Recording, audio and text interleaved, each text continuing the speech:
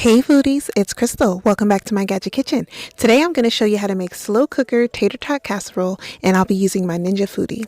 Now if you don't have a Foodi, that's perfectly fine. You can make this in a traditional slow cooker.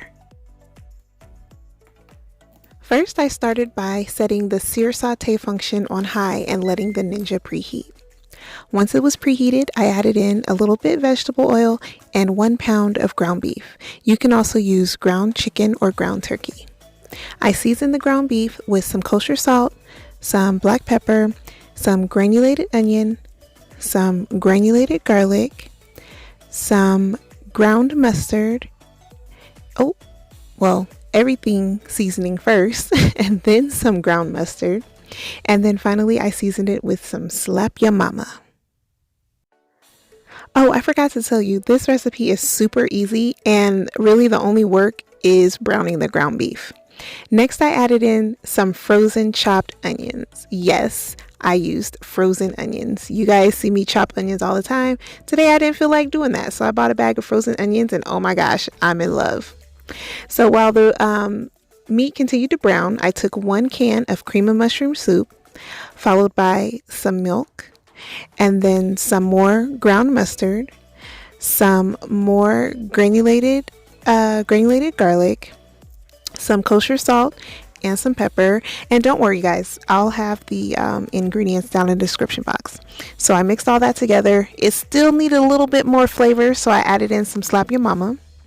After the meat finished browning, I placed it in a strainer to drain, and now I'm adding 1 layer frozen tater tots, and then I'm topping that with the beef and onion mixture. Then I have a 12-ounce bag of frozen vegetables. See, told you, easy.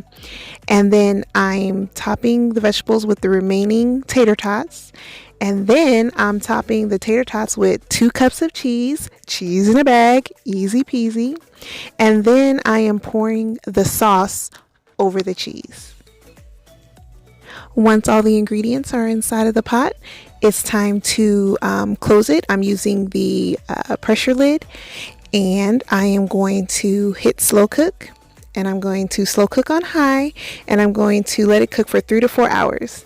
Now this is when I discovered that the Ninja Foodi, the lowest you can set it is 4 hours, which is pretty disappointing.